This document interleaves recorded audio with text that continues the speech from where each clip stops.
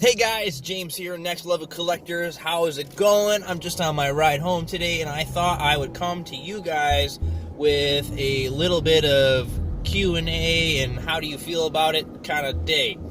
So I really had this thought that popped into my head, and I shared a post earlier about variants. How I really think variants are actually gonna ruin the comic industry. I mean, so here's some pros and here's some cons. So first, variants are really cool sometimes, right? Variants can be really exciting to get because the artistry is really awesome, and in a lot of cases, it's like they usually put top-notch artistry on the variants. And sometimes the variants have a hidden agenda to them too. So some comics won't have the actual bad guy on the cover until variant 4 or whatever, you know what I mean? Or the new character that they're releasing until variant 4. So they're good in that aspect. And for us collectors that are collectors in the sense that we collect for artwork, it's exciting and it's awesome. But here's the thing that sucks. Variants cost money. So, you can either do one of two things, right? You can miss out on the release of your comic and wait for the variant, and then hope you get the variant or pre-order it and get it, and then not have the original in hand, and then feel like you missed out because you don't have the original. Or, you could get the original and then miss out on the variant. Well, I mean, so, most of the time, that sucks. And for most of us collectors, I don't know about you guys, but I know about me, I usually end up broke after I visit the comic book store. So, here's where I'm getting at with this. Variants can be cool, but variants can also be a very big burden on your wallet. And that sucks. That really sucks. So, anyways, I want to talk about the difference between Marvel and DC. And what's going to be the difference going forward into the future. So going forward, a lot of you guys know DC's not very hot right now as far as comics goes because of their lack of media presence as far as TV and movies. And that's kind of caused a real issue with their comic books. They've had a lot of lower print runs, and that's actually good for us right now is if you're an investor. If you're a comic book collector, it kind of sucks because there is that chance you're going to miss out on that comic. But if you pre-order, it does kind of give the comic book companies, a good grasp on how many prints they should be running. Because then they'll take the pre-order number and they'll add a percentage on top of it so they can supply in the local comic stores. A lot of local comic book stores now do take pre-orders through Diamond Retailers and their whole thing they have, which is really cool.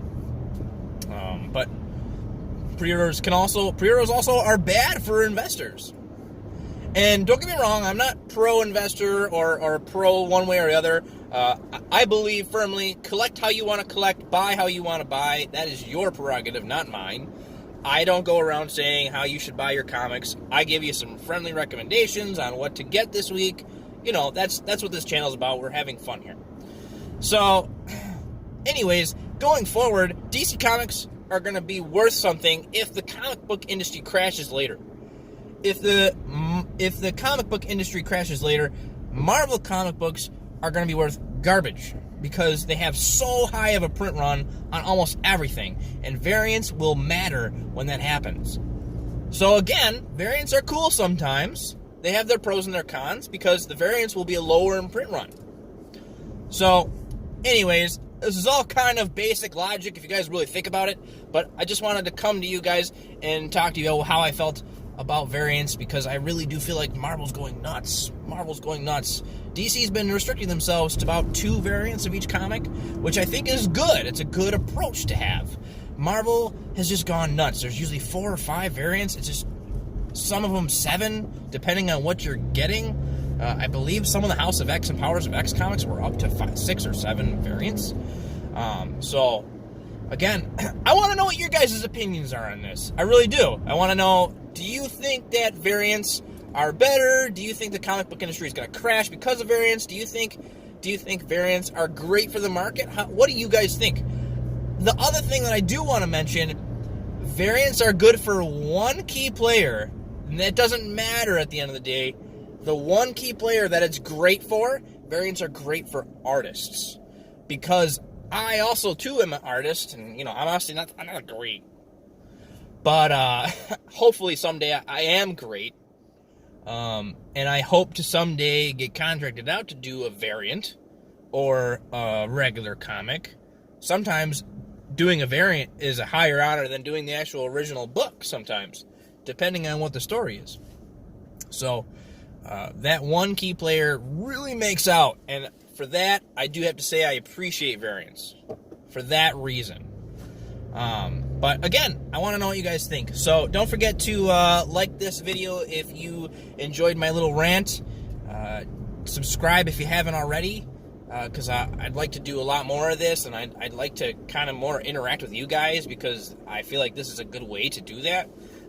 I'd like to eventually get to Q&A. I want to hear about your guys' finds and stuff like that. I want to drop mentions.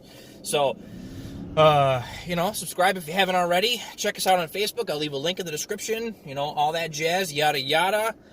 Again, I will mention this. If you guys are going to buy anything on Amazon, use our link. Get us a coffee if you can. Because, why not, right? Gives us a little tip of the hat to us and whatever. So until next time, guys, this has been James, Next Level Collectors. Peace.